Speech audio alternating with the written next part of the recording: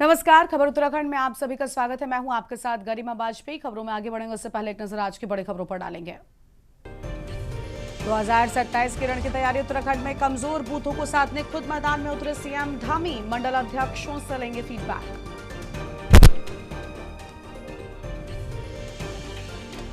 उत्तराखंड के कर्मचारियों और पेंशनर्स के लिए खुशखबरी। राज्य में ईपीएफओ की सुविधाओं के विस्तार को मिल सकती है हरी झंडी। पीएम आवास योजना में लापरवाही बर्दाश्त नहीं। सीएम धामी ने 30 सितंबर तक सभी प्रोजेक्ट पूरे करने का अल्टीमेटम दिया।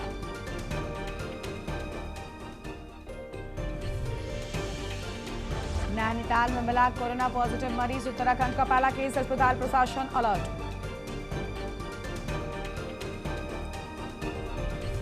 उत्तराखंड में प्रशासनिक फेरबदल। वन विभाग में बड़े पैमाने पर तबादले। 19 आईएफएस अधिकारियों को मिली नई जिम्मेदारी।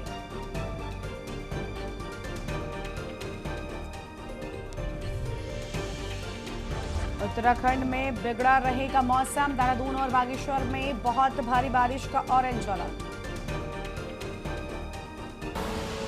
आप देख रहे हैं के न्यूज, खबरों का सारथी। रुक करते हैं खबरों की ओर। अहम जानकारी का रुख करते हैं। हरिद्वार से बड़ी जानकारी आपको हम बताते हैं। इस बीच बड़ी खबर हरिद्वार से सामने आ रही। सबसे पहले उसका रुख कर लेंगे। बड़ी खबर हरिद्वार से, जहां पर जिले में लोगों की सेहत से खिलवाड़ करने वालों के खिलाफ प्रशासन ने सख्त कार्रवाई करते हुए एक्सपायरी दवाओं और अनियमित मेडिकल स्टोरों पर शिकंजा कसना शुरू कर दिया गया है। माननीय उच्च न्यायालय के निर्देशों के अनुपालन में जिला विधिक सेवा प्राधिकरण में निगरानी में गठित समिति लगातार मेडिकल स्टोरों और खाद्य प्रतिष्ठानों का निरीक्षण कर रही है। इस अभियान के तहत सुभाष नगर क्षेत्र के कई मेडिकल स्टोरों की जांच की गई है।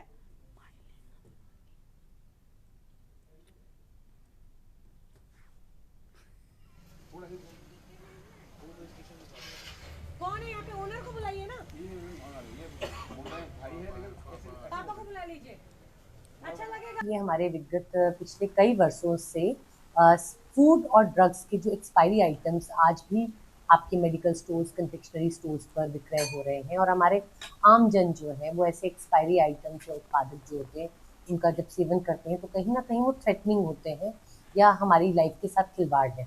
तो ऐसे में माननीय उच्च न्यायालय के स्वतः संज्ञान पर और एक विशेष बैठक एक कमेटी के फॉर्म में आहूत की गई, जिसमें हमारी अध्यक्षता में, जिला विधिक सेवा प्राधिकरण की अध्यक्षता में एसडीएम मतलब एक नॉमिनेटेड सदस्य हमारे राजस्व से होंगे, एडमिनिस्ट्रेशन से। आगामी चुनावों को देखते हुए भारतीय जनता पार्टी ने चुनावी अभियान को तेज करने की रणनीति बनाई है। पार्टी ने अपने दायित्वधारियों को सक्रिय भूमिका निभाने के निर्देश दिए और सरकार की नीतियों व उपलब्धियों को जनता तक प्रभावी ढंग से पहुंचाने को कहा है। वहीं भाजपा प्रदेश महामंत्री कुंदन परिहार ने बताया कि संगठन को बूथ स्तर तक मजबूत करने के लिए प्रदेश भर में दायित्वधारियों की तैनाती की गई है। मुख्यमंत्री और प्रदेश अध्यक्ष के निर्देश पर सभी जनप्रतिनिधियों और कार्यकर्ताओं को एक एक मंडल की जिम्मेदारी सौंपी गई। उन्होंने बताया कि चाहे दायित्वधारी हों, जिला पंचायत अध्यक्ष हो, महापौर, नगर पालिका अध्यक्ष या ब्लॉक प्रमुख, सभी पार्टी कार्यकर्ता हैं। संगठन विस्तार और कार्यक्रम को सफल बनाने के लिए सभी को मंडलवार जिम्मेदारी दी गई है। प्रदेश मंत्री ने कहा कि दायित्वधारियों ने अपने अपने क्षेत्रों में प्रवास शुरू कर दिया है। मंडल अध्यक्षों के साथ समन्वय बनाकर 2027 के चुनावों के लिए पार्टी को जमीनी स्तर पर और मजबूत किया जाएगा।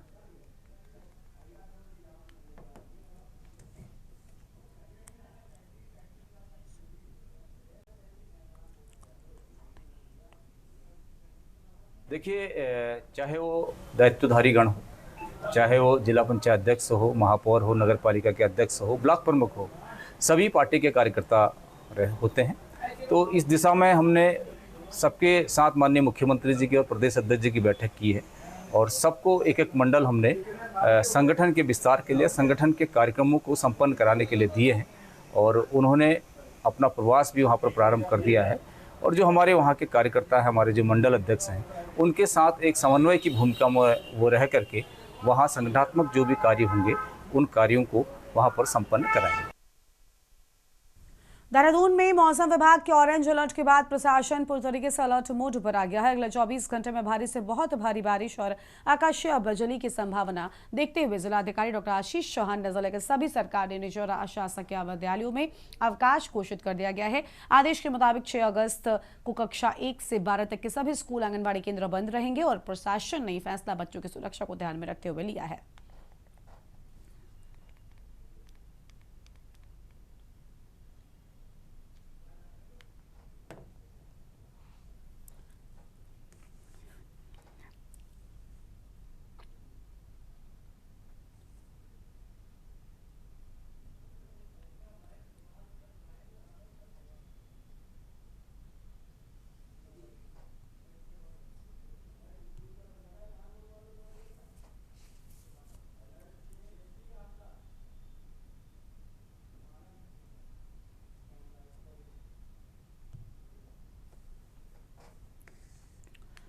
उत्तराखंड कांग्रेस ने प्रदेश में विकास कार्यों की गुणवत्ता को लेकर भाजपा सरकार पर तीखा हमला बोला है। प्रदेश कांग्रेस अध्यक्ष गणेश गोदियाल ने आरोप लगाया कि गुजरात मॉडल लागू होने के बाद से राज्य में विकास कार्यों की गुणवत्ता लगातार गिर रही है। उन्होंने नंदन की चौकी के पास बने पुल सहित कई निर्माण कार्यों का हवाला देते हुए सरकार की कार्यशैली पर सवाल उठाए। गोदियाल ने कहा कि प्रदेश की स्थिति दिन ब दिन बदतर होती जा रही है और कई परियोजनाएं इसकी मिसाल है। उनका आरोप है कि भाजपा सरकार उत्तराखंड के बजाय गुजरात के लोगों के हित में काम कर रही है। उन्होंने कहा कि ठेकेदारों से लेकर कार्यों के संचालन तक गुजरात के लोगों का प्रभाव दिखाई देता है। कांग्रेस का दावा है कि इसका सीधा असर प्रदेश के विकास कार्यों की गुणवत्ता पर पड़ रहा है। इसी संदर्भ में गणेश गोदियाल ने तंज कसते हुए कहा कि सैया भाई कोतवाल तो डर कहेगा। हालांकि इन आरोपों पर भाजपा की ओर से फिलहाल कोई आधिकारिक प्रतिक्रिया सामने नहीं आई है।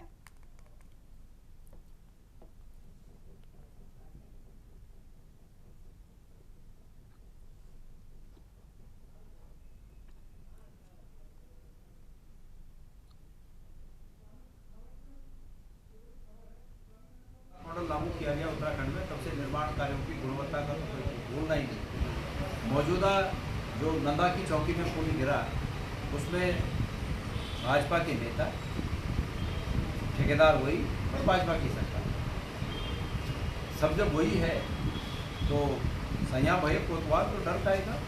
जब ऊपर से नीचे तक सब वही हैं तो फिर यही होना है कि हो रहा है।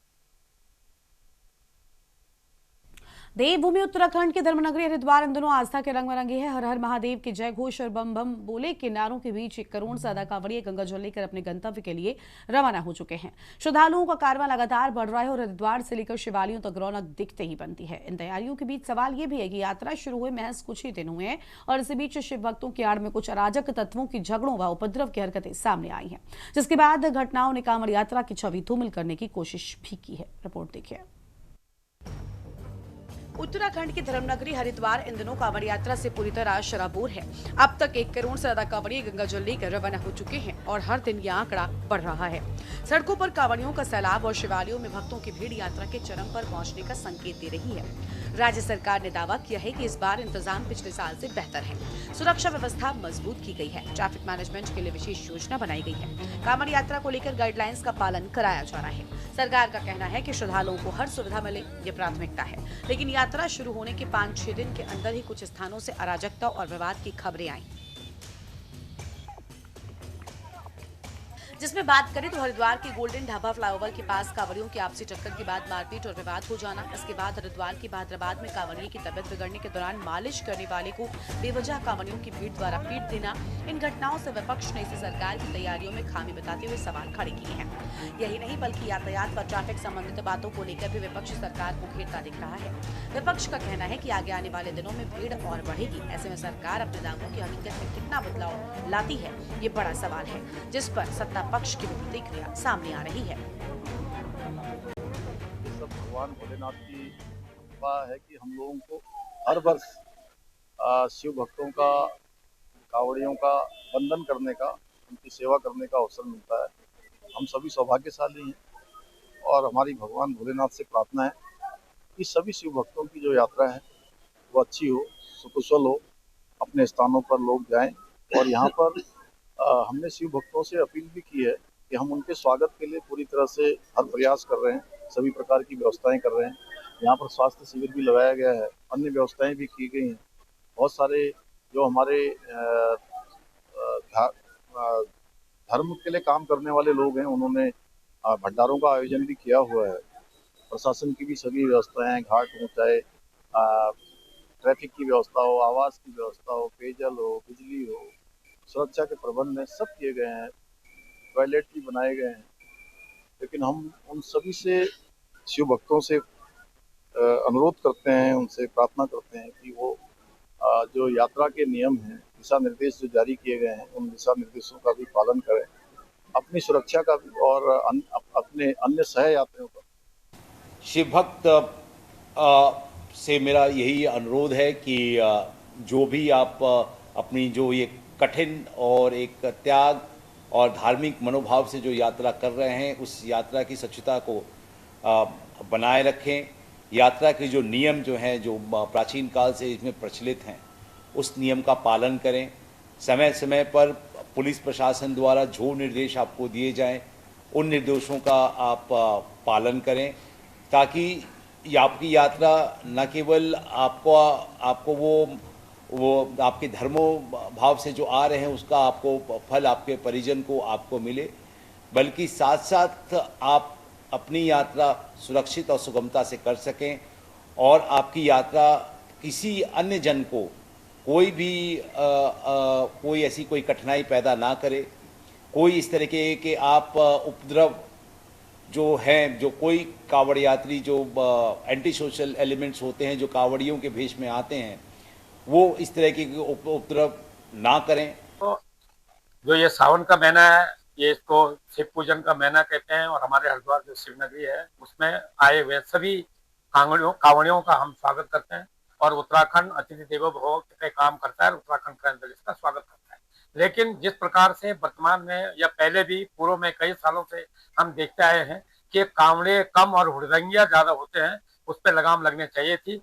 पर भाजपा की जो वर्तमान सरकार है और पहले भी सनातन के नाम पे जो ढोंग रचाती है, तो ये जो हुड़दंग मचाते हैं उनको भी जो है सम्मान के साथ वापस करना चाहती है, जो कि बिल्कुल गलत है। उत्तराखंड क्रांति दल इस बात को सहन कभी नहीं करेगा। पूरे के पूरे फेल हैं दावे, व्यवस्था के दावे तो पूरी के पूरी तरह फेल हैं।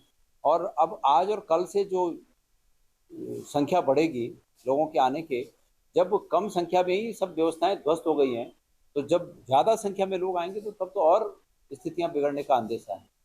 तो सरकार नाम की कोई चीज़ प्रदेश में है ही नहीं। देखिए, जो कावड़ मेला है उसमें अराजक तत्वों को सरकार बिल्कुल बर्दाश्त नहीं करेगी, कानून से खिलवाड़ नहीं करने देगी।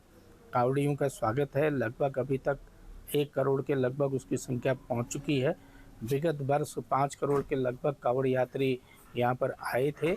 अभी सरकार की तरफ से उनके स्वागत सत्कार के लिए पूरी व्यवस्था की गई है, क्योंकि अभी पंचक चल रहे हैं, बहुत से कावड़ अभी वापस नहीं गए हैं।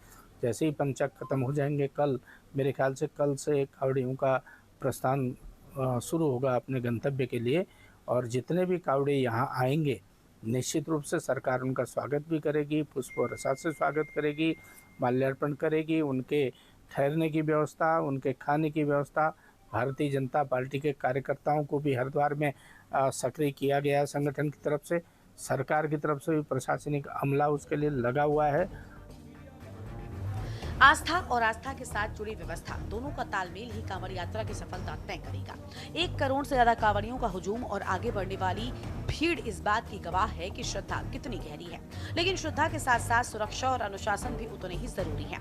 सरकार ने सुरक्षा, ट्रैफिक और निगरानी के बड़े बड़े दावे किए हैं। अब जरूरत है इन दावों को जमीन पर उतारने की। कुछ अराजक तत्वों की वजह से पूरे पर्व की छवि खराब न हो, इसके लिए सख्त कार्रवाई और निरंतर निगरानी जरूरी है। साथ ही श्रद्धालुओं से भी अपील की गई है कि वो नियमों का पालन करें और यात्रा को शांतिपूर्ण रखें, जिससे हरिद्वार से निकला हर कांवड़िया सुरक्षित अपने गंतव्य तक पहुंच सके। साथ ही ये कांवड़ यात्रा भव्य, दिव्य और शांतिपूर्ण बने, जिसका जवाब आने वाले दिनों में व्यवस्थाओं और व्यवहार दोनों से मिलेगा। Uttarakhand desk report.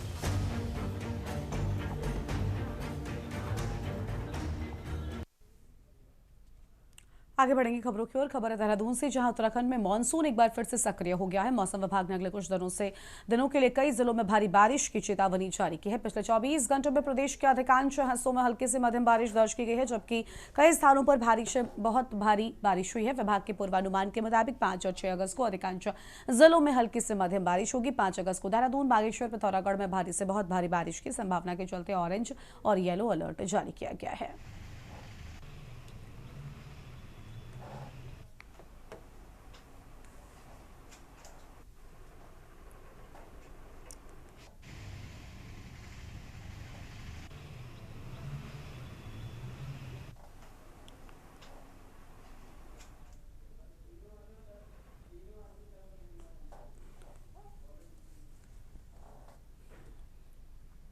उत्तराखंड के बागेश्वर में सोशल मीडिया पर एक महिला की छवि धूमिल करने, भ्रामक वीडियो और अमर्यादित टिप्पणी पोस्ट कर बदनाम करने के आरोप में पुलिस ने जगदीश गोस्वामी उर्फ जग्गा को गिरफ्तार किया है। आरोपी को लोकेशन ट्रेस कर गरुड़ बैजनाथ क्षेत्र से पकड़ा गया। मेडिकल परीक्षण के बाद उसे जिला न्यायालय में पेश किया गया, जहां से अल्मोड़ा जेल भेज दिया गया। पुलिस के अनुसार मामला मई 2024 में सोशल मीडिया पर वायरल हुई एक फोटो और वीडियो से जुड़ा है, जिसमें कपकोट विधायक और एक महिला का नाम कथित रूप से गलत तरीके से जोड़ा गया था।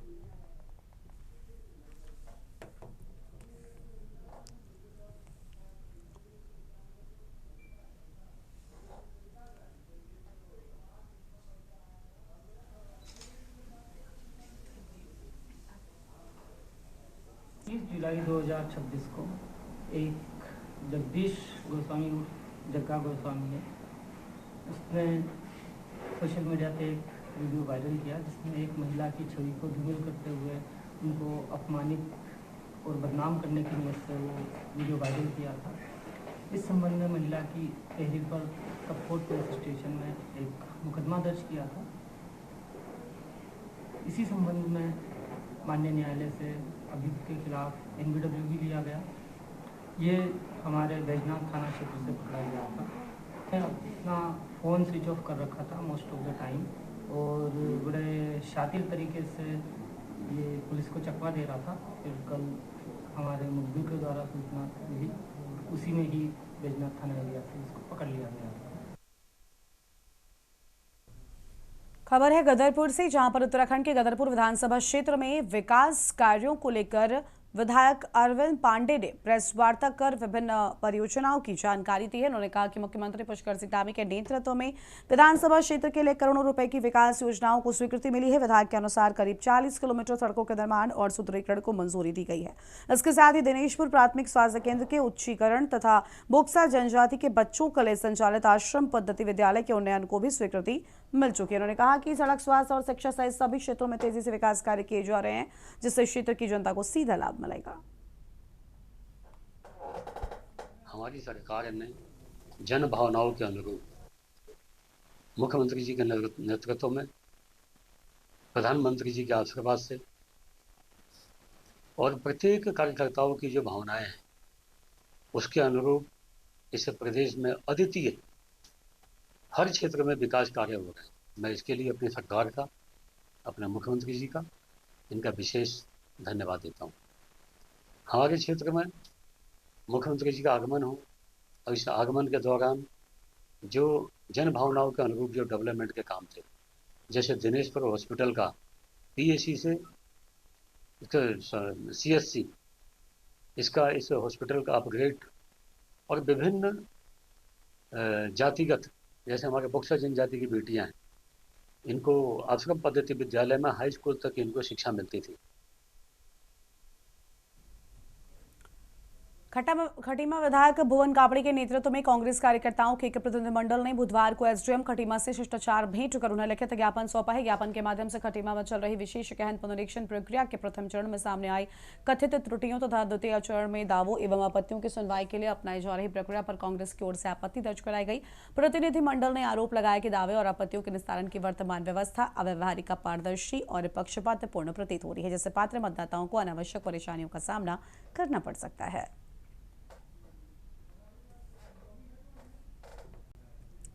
देखिए, सबसे पहले तो जो SIR है उसमें दो तरीके के नोटिस आए हैं, एक अनमैप्ड है और एक विसंगति का नोटिस है, और वो भी खटीमा हमारी विधानसभा में लगभग दोनों मिला के 33,000 के आसपास नोटिस आए हैं।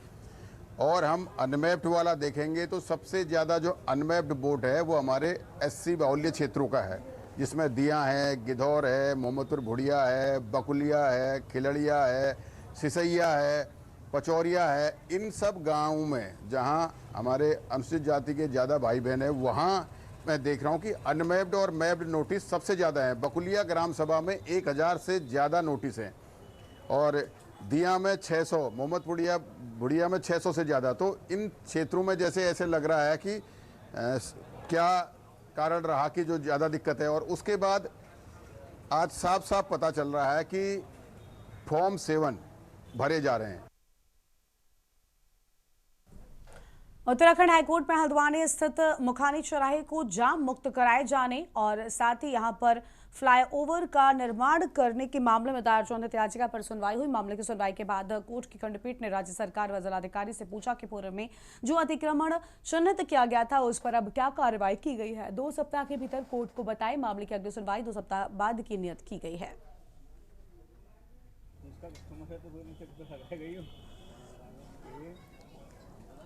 उसमें ट्रैफिक कंजेशन की प्रॉब्लम है। वहाँ पे एक बॉटलनेक लंबे समय से बना हुआ है, जिससे कि वहाँ से गुजरने वाले लोगों को, चाहे वो अस्पतालों की तरफ जाने वाले, सुशीला तिवारी की तरफ जाने वाले लोग हों, या उस चौराहे से गुजरने वाला जो ट्रैफिक है, उन सभी को समस्या होती है और वहाँ पर अक्सर जाम की सिचुएशन आती है। तो इसको लेकर 2018 में ये PL फाइल की गई थी, जिसके बाद वहाँ पर सर्वे करवाया गया था। कुछ उपाय भी राज्य सरकार द्वारा बताए गए थे और हाल में वहाँ पर फ्लाईओवर के लिए भी फिजिबिलिटी सर्वे करवाया गया था।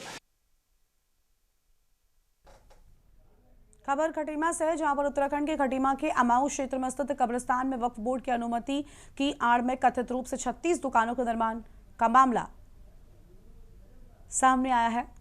जानकारी मिलने पर प्रशासन ने जांच की, जिसमें प्रारंभिक स्तर पर अनुमतियां मिलने के बाद तहसीलदार वीरेंद्र सजवाड़ ने निर्माण कार्य पर तत्काल रोक लगा दी है। प्रशासन ये जांच कर रहा है कि निर्माण कार्य निर्धारित मानकों और नियमों के अनुरूप था या नहीं।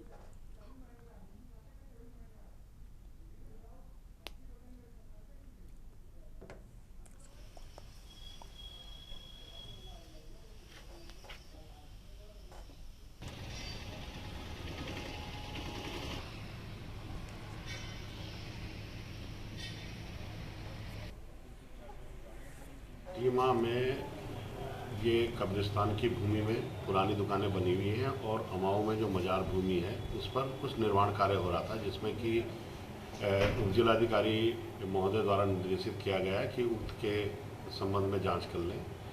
तो मौके पर कल गए तो मौके पर देखा कि अमाऊ की जो मजार है उसकी भूमि पर दुकानों का निर्माण किया जा रहा है। पूछने पर उनके द्वारा बताया गया कि हमें कोई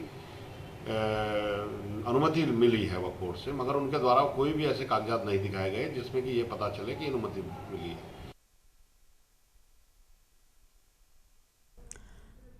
और आगे बढ़ेंगे खबरों की ओर। अगली बड़ी जानकारी का रुख करते हैं। नैनीताल से खबर है, जहां पर नैनीताल स्थित उत्तराखंड हाईकोर्ट ने पिथौरागढ़ जिले में मेडिकल वेस्ट के खुले में नदी नालों और कूड़ेदानों में निस्तारण के मामले को गंभीर मानते हुए राज्य सरकार से common medical waste treatment plan के लिए भूमि चिन्हित कर जानकारी देने को कहा। कोर्ट ने उत्तराखंड प्रदूषण नियंत्रण बोर्ड को जिले के सभी सरकारी और निजी अस्पतालों तथा संबंधित संस्थानों की जांच कर 4 सप्ताह के भीतर रिपोर्ट पेश करने के निर्देश भी दे दिए हैं।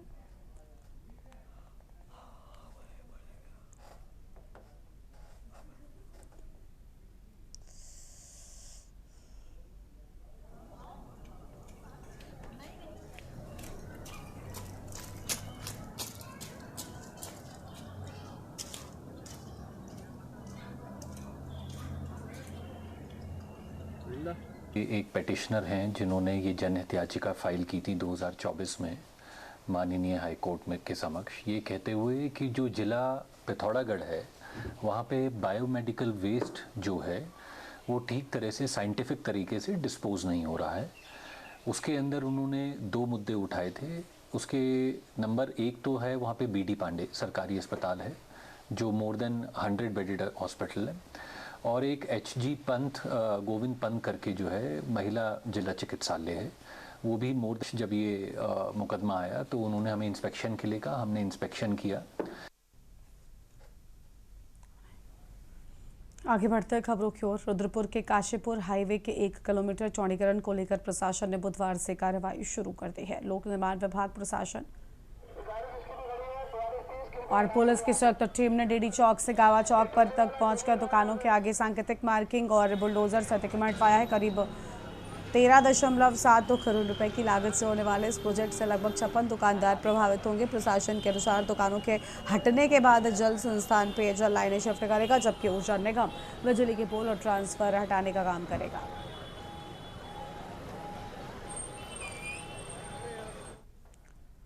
इस बुलेटिन में इतना ही। देखते रहिए न्यूज़ इंडिया। नमस्कार।